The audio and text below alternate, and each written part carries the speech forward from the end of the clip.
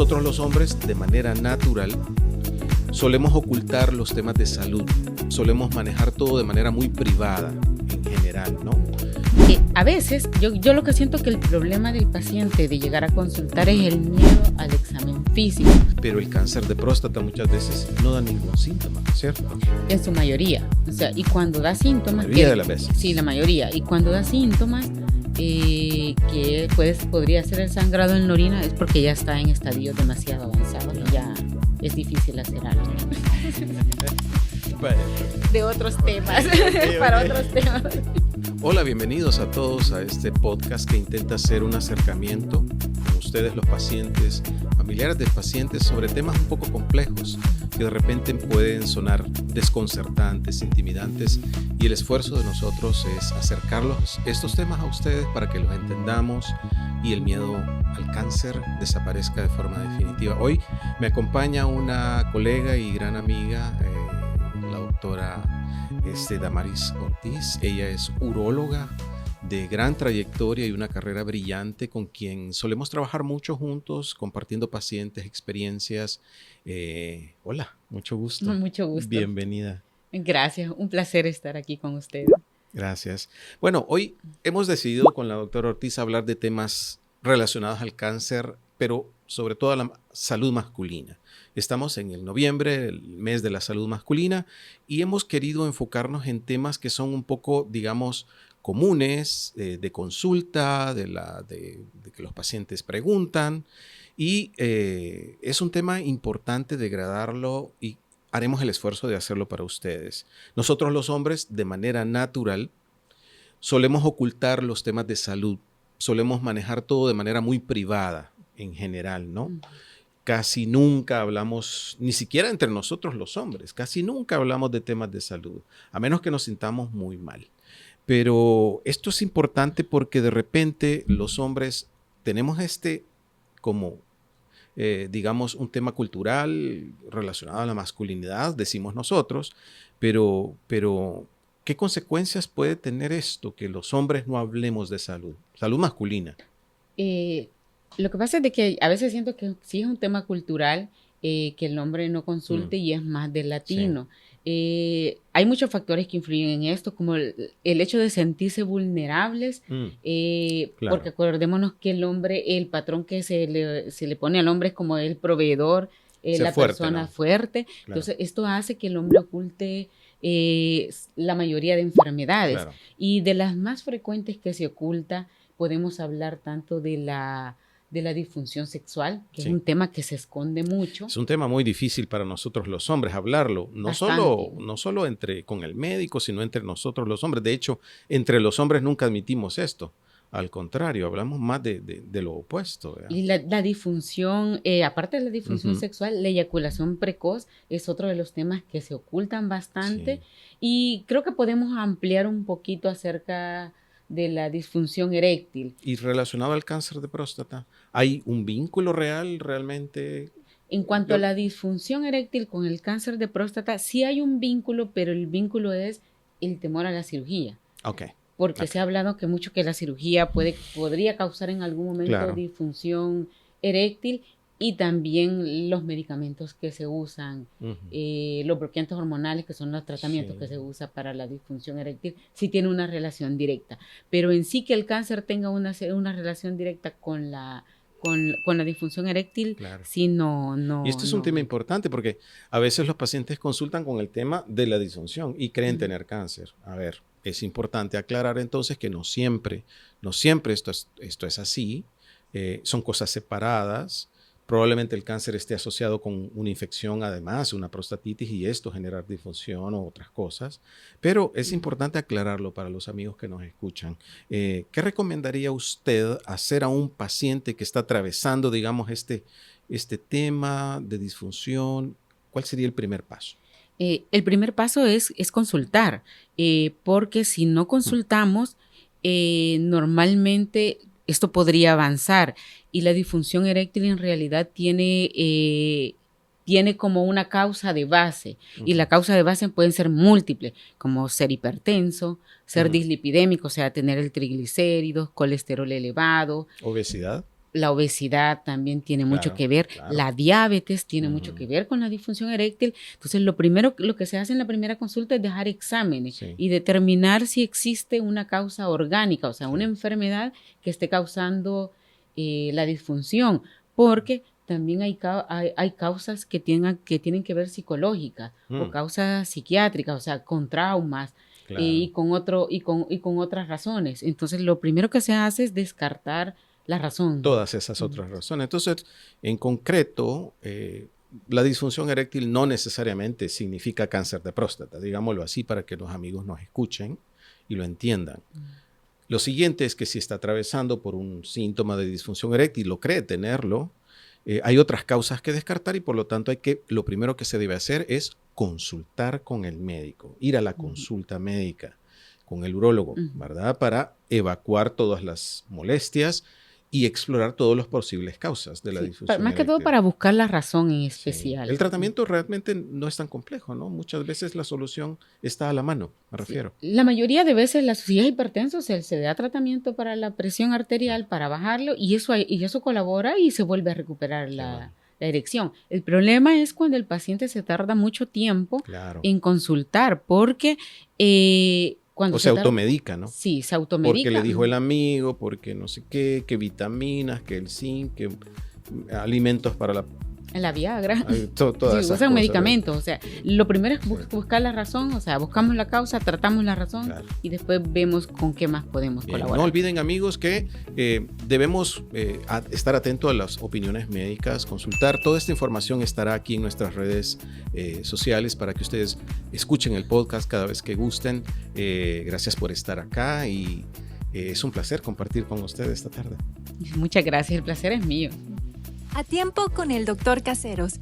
Sigue escuchando este y otros temas de salud con nuestros especialistas invitados. Hola amigos, estamos de vuelta con el podcast sobre salud masculina para este mes de noviembre. Y seguimos con otros temas también que son muy frecuentes en la consulta. Nosotros los médicos, oncólogos y los urólogos recibimos preguntas frecuentemente sobre el tema de incontinencia urinaria que queremos aclarar algunos puntos en particular a esto. Primero, si está o no también vinculado al cáncer de próstata, que es el tema, digamos, del mes.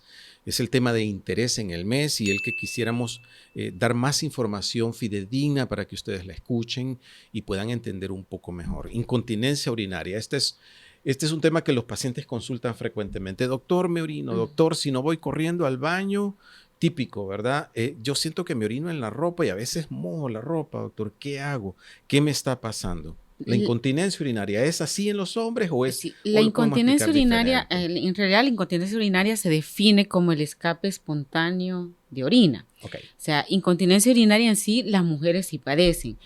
El hombre es como una incontinencia falsa. Significa que es como que yo le estuviera poniendo agua en un barril, o sea, sigo, a pesar de que está lleno, se empieza a rebalsar. La vejiga sería, entonces, en este caso el barril sería la vejiga. Sí, entonces se escapa la orina porque ya no tiene a dónde estar. Entonces esto se llama incontinencia por rebosamiento. Okay. Entonces es uno de los síntomas más importantes prostáticos, pero en realidad es más importante de la hiperplasia prostática más que del cáncer. Correcto.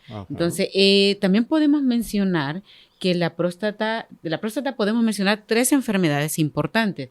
Una de estas es el cáncer, que es el que estamos hablando ahorita, la hiperplasia prostática benigna y una prostatitis. Estas son las 3 enfermedades importantes. Y la que da más síntomas es la hiperplasia prostática, o sea, es la enfermedad benigna. El cáncer da menos síntomas. Claro. Entonces, al hablar de rebosamiento, para que los amigos nos entiendan, es una vejiga excesivamente llena. Que cuando voy al baño no la termino de vaciar. Claro, siempre queda un poco de orina.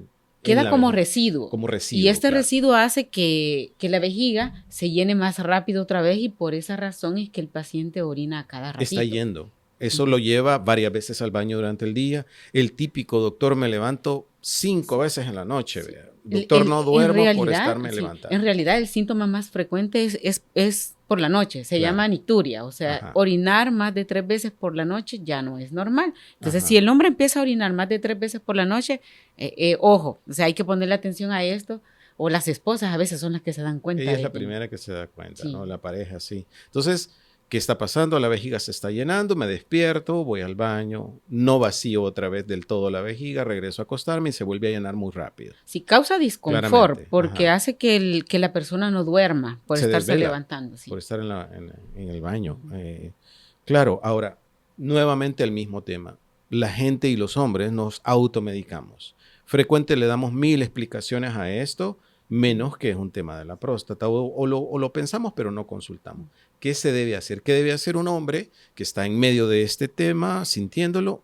¿Cuál es el siguiente paso? El siguiente paso es pasar consulta. Es ideal, o sea, llegar a la consulta a partir de los 45 años, si usted tiene antecedentes de cáncer de próstata.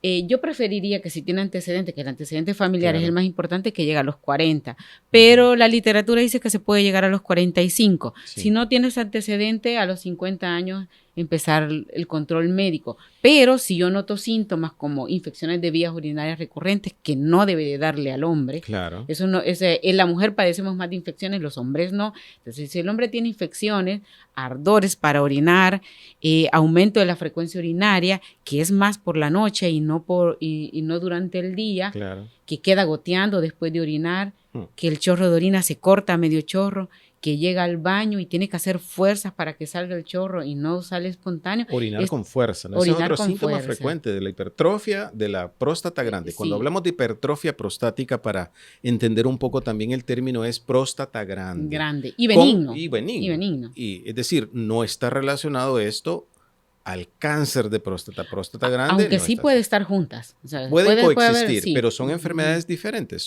Y los síntomas van a ser similares, pero son enfermedades diferentes. Y uno de los síntomas más importantes también es sangrado en la orina. O sea, el sangrado de la orina me puede significar muchas cosas. Sí. Desde cáncer de vejiga, cáncer renal, cáncer de próstata. Claro. Bueno, esto es importante. Entonces recuerden siempre, amigos, cuando ustedes tengan este síntoma, hay que ir al médico nuevamente. Dejemos de estos temas de tabú, de que los hombres siempre tenemos que ser fuertes y no nos podemos enfermar. Hay que ir al médico, consultar oportunamente. Recuerden que este podcast está en nuestras redes y ustedes pueden consultarlo siempre. Ya volvemos más con un tema específico de cáncer de próstata. A tiempo con el Dr. Caseros, un espacio para hablar, consultar y educar sobre el cáncer y otras enfermedades. Quédate con amigos, nosotros. ¿Cómo están? Espero que estén disfrutando tanto como yo y la doctora Ortiz este podcast en donde estamos abordando temas realmente importantes, entre temas tabús de los hombres, de la salud de los hombres. Y ahora vamos a introducirnos a un tema, digamos, más vigente en el mes de noviembre, que es el cáncer de próstata. Y quizás es el énfasis de todo el mes, la salud masculina y cáncer de próstata. Esta es una enfermedad que está aumentando muchísimo en los últimos años. La frecuencia la vemos, la estamos diagnosticando más. Se dice que 1 o 2 hombres de cada 6 a nivel mundial van a padecer cáncer de próstata sintomático en algún momento de su vida, que la mayoría de hombres después de los 80 años, un gran porcentaje tienen cáncer de próstata no diagnosticado. Parece ser que el tema del envejecimiento con la próstata es un tema muy vinculado a la pérdida de las células de recuperación y transformación en algo maligno, que al final eso es el cáncer de próstata. Son células normales que poco a poco pasaron a transformación a un cáncer. A ver, la consulta. Los médicos recibimos a los pacientes por primera vez en la consulta. Llegan con los síntomas, algunos de los que ya hemos conversado. Ahora, pero el cáncer de próstata muchas veces no da ningún síntoma, ¿cierto? En su mayoría. O sea, y cuando da síntomas... La mayoría de las veces. Sí, la mayoría. Y cuando da síntomas, que podría ser el sangrado en la orina, es porque ya está en estadios demasiado avanzados, claro, y ya es difícil hacer algo. Sí. ¿Cuál es el mayor motivo de consulta en su consultorio? De los pacientes que llegan diciendo, ¿qué? ¿Por qué llegan? Son los síntomas urinarios. O sea, la mayoría de veces el paciente llega, ¿verdad?, porque orina demasiado por la noche, porque no puede dormir o porque se tapó de la orina. Porque sí, un gran típico, porcentaje, ¿no? O sea, que ya no pudieron orinar, claro, y hay que ponerle un catéter. Típicamente tienen meses con lo que describíamos de dificultad, el chorro interrumpido, que se levanta muchas veces y nunca consulta, ¿verdad? Y consulta a la fuerza porque se tapó, lleva dolor abdominal, la vejiga llena ¿Sí? Sí, bastante. A veces, yo lo que siento que el problema del paciente de llegar a consultar es el miedo al examen físico, porque son de las primeras preguntas que se hacen, que si es necesario el tacto, qué exámenes me va a dejar, que si hay que hacer algún examen especial, solo el de sangre y no hacemos el tacto. Hay varias opciones que se puede hacer. El tacto rectal sí es muy importante, pero es un examen que al menos yo no lo hago en la primera consulta, porque si no se asusta el paciente. Lo que hago es dejarle el antígeno prostático, que es el examen en sangre del cáncer de próstata. Dependiendo del antígeno prostático, le hacemos o no le hacemos el tacto. Y si hay pacientes que no quieren como que nosotros hagamos un tacto rectal, existe la resonancia magnética. Claro. Que a la larga siempre terminamos dejando resonancia magnética. Al final sí. Bueno, hablando un tema específico del diagnóstico de cáncer de próstata. Son varios los componentes, entre ellos los síntomas, el PSA alto, el antígeno prostático específico, que es una muestra de sangre que el paciente se toma y a medida que el laboratorio nos lo reporta en niveles muy altos podemos inferir de que hay una inflamación de la próstata o que la próstata está grande o que el paciente tiene cáncer. Luego pasamos al examen físico y a los estudios de imagen. La resonancia magnética, usted lo mencionaba, es el gold estándar, ¿no? Hoy por hoy. Sí, hoy por hoy. Es el gold estándar, es decir, esa es la base del diagnóstico. Sí, aunque haya hecho tacto, o sea, yo necesito una resonancia muchas veces. Claro. El tacto, sí es cierto, es un tabú este tema. ¿Cuánto dura un tacto rectal? Unos 3 segundos. O sea, es una cosa rapidísima. Es rápido. No es incómodo, no duele, el paciente no va a tener ninguna incomodidad realmente. Y se puede salvar la vida porque el paciente puede tener un antígeno prostático normal y tener un tacto rectal que me hace sospechar que tiene cáncer. Porque también acordémonos que el antígeno prostático no solo se eleva cuando hay cáncer, se eleva cuando hay una inflamación de la próstata secundaria a una infección como una prostatitis, se ha tenido relaciones sexuales antes o infecciones de vías urinarias antes de tomarse el examen. O hay otras razones que lo pueden elevar, entonces no es tan como, no nos da como una certeza. Exacto. Entonces nos da una sospecha, entonces sí necesitamos, o sea, el tacto sí va a ser necesario en algún momento. Sin duda. Una vez que nosotros tenemos una alta sospecha de la enfermedad, lo siguiente que viene es la biopsia. La biopsia se convierte en la muestra de tejido en donde nosotros leemos qué tipo de células tiene el paciente, podemos pensar en cuánto tiempo tiene ese cáncer de próstata viviendo adentro del cuerpo del paciente por el reporte que nos hacen. La biopsia, ¿cómo se hace? La biopsia de la próstata. La biopsia en el país la hacemos transrectal. Lo que hacemos es guiada por ultrasonido. O sea, se hace un ultrasonido, se buscan las áreas sospechosas y se toman muestras. Si hay una área sospechosa en especial, tomamos más muestras de esa área. Normalmente tomamos entre 8 y 12 muestras de cada lado, derecho, izquierdo. Y si hay una muestra en especial, tomamos muestras del área sospechosa. Bueno. Es por punción.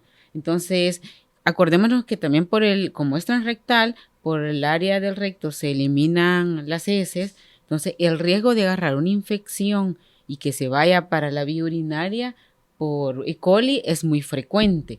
Entonces, por eso no se hace biopsia a toda la gente. O sea, por los riesgos de la biopsia no hacemos a todas las personas, sino que tenemos que saber ¿a quién, vea? Sí, cómo seleccionar y justificar. Sí, como usted dice. Como cualquier procedimiento médico, sobre todo estos que son invasivos, toma de muestras, las biopsias siempre son relativamente invasivas. Es decir, cortamos parte del tejido, puncionamos al paciente. Se hace con una técnica que debe ser en manos entrenadas. No la puede hacer cualquier persona.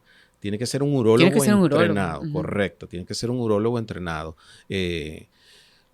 Pasemos a un tema, digamos, más concreto, que es el tratamiento del cáncer de próstata, que tiene muchos componentes. Usamos medicamentos para controlar hormonalmente al paciente, tenemos la cirugía, tenemos la radioterapia de alta especialidad. ¿Cómo se usa la hormonoterapia? ¿Qué es y cuándo usted decide usarla en un paciente? Sí, la biopsia me sirve mucho junto con el antígeno prostático para saber decidir si un paciente va a ser candidato a cirugía o va a ser candidato a radioterapia y a hormonoterapia. A veces se pueden combinar todo esto, o sea, todo va a depender de... ¿Qué es lo más frecuente? Que combinemos diferentes tratamientos. Sí, ¿verdad? entonces la hormonoterapia es un tratamiento muy efectivo y lo que sí hace es como una castración química. El cáncer de próstata depende mucho de los niveles de la testosterona. Es la hormona masculina, la testosterona. Exacto. Entonces, lo que se hace con la hormonoterapia es bloquear los niveles de testosterona. Es como dijimos, una castración química. Se bajan los niveles y deja de avanzar el cáncer. Claro. Eso es un tratamiento que no es radical, no es definitivo. Tiene un objetivo muy particular que es, como usted mismo dice, contener al tumor y bajarle su actividad biológica, que deje de reproducirse, que deje de enviar metástasis, por ejemplo, para después decidir a un tratamiento más radical. En el caso suyo, doctora, la cirugía, ¿cuándo usted decide, ok, este paciente es un muy buen candidato para que yo lo opere? Va a depender de la biopsia, como dijimos anteriormente, y que el cáncer no se haya diseminado. Entonces, si el cáncer no se ha diseminado, el paciente puede optar, porque hay pacientes que no quieren la cirugía. Claro. O sea, pueden optar ya sea por el tratamiento quirúrgico o por la radioterapia también. Ambos están como al mismo nivel, considero yo. O sea, los estudios dicen que ambos están en efectividad de tratamiento, claro. Ambos son buenos. Entonces, el paciente decide. Yo les doy la opción que ellos decidan si prefieren tanto cirugía o si prefieren la radioterapia y dependiendo de eso lo mandamos si es candidato a ambos. Claro. Porque hay pacientes que llegan que no son candidatos a cirugía porque el cáncer está muy avanzado y ya se tienen que ir a radioterapia o hormonoterapia. A otras modalidades. Claro, esto es bien importante de entender porque la cirugía tiene un objetivo muy claro que es retirar la próstata, los ganglios, las vesículas seminales como una cirugía radical y si esto está más allá de esos tejidos, pues la cirugía digamos que no cumple el objetivo de erradicar la enfermedad de un paciente. En términos de curación, la radioterapia y la cirugía tienen muy similares niveles de efectividad. La radioterapia hoy por hoy es una herramienta muy útil para el tratamiento del cáncer de próstata en todas sus etapas, no solo en las etapas iniciales, sino en las etapas localmente avanzadas, es decir, cuando la enfermedad está diseminándose localmente o incluso en la enfermedad metastática, que es otro tema que es importante en el paciente prostático oncológico. Cuando hablamos de metástasis, hablamos de que la enfermedad ya no está solo en la próstata o solo en los ganglios de la pelvis, sino que se ha diseminado a sitios más lejanos, que pueden ser los huesos, por ejemplo, metástasis ganglionares en la cavidad abdominal, en el hígado, rara vez en los pulmones, pero puede ocurrir. En estos casos las estrategias cambian. La hormonoterapia es una herramienta extremadamente útil que se utiliza para controlar esa actividad explosiva, ¿no? que se disemina y va para allá y para acá. La radioterapia, la hormonoterapia permite que el cáncer disminuya muchísimo su actividad y podemos controlar rápidamente al paciente. Hay efectos secundarios que se le explican al paciente en términos de la libido y de otras cosas, ¿no? Sí, el efecto secundario en realidad de la hormonoterapia, como bloquear la testosterona, lógicamente la función de la erección se va a ver un poco afectada. Sí, claro. Entonces sí, uno debe explicarle al paciente eso, pero uno también debe valorar riesgos sobre beneficios, o sea, la salud es mucho más importante. Totalmente. Finalmente, la radioterapia... debo decir que es mi especialidad. Muchos pacientes de los que yo trato evolucionan satisfactoriamente. La radioterapia debe ser aplicada con la tecnología adecuada.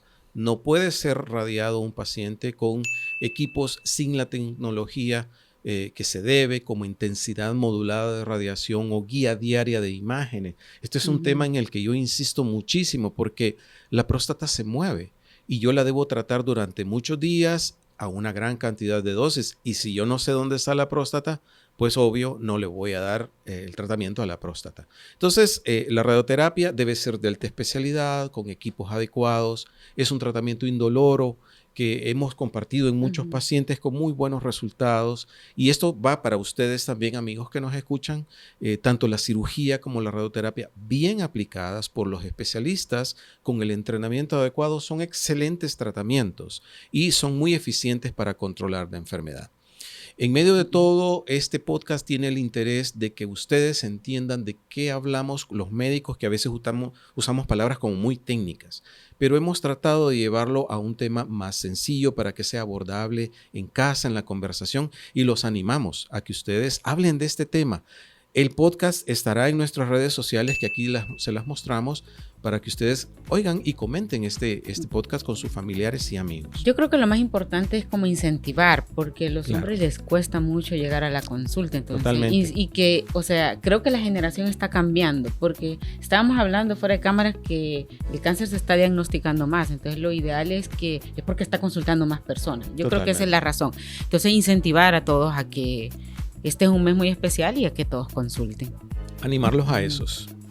¿Te interesan los temas de salud?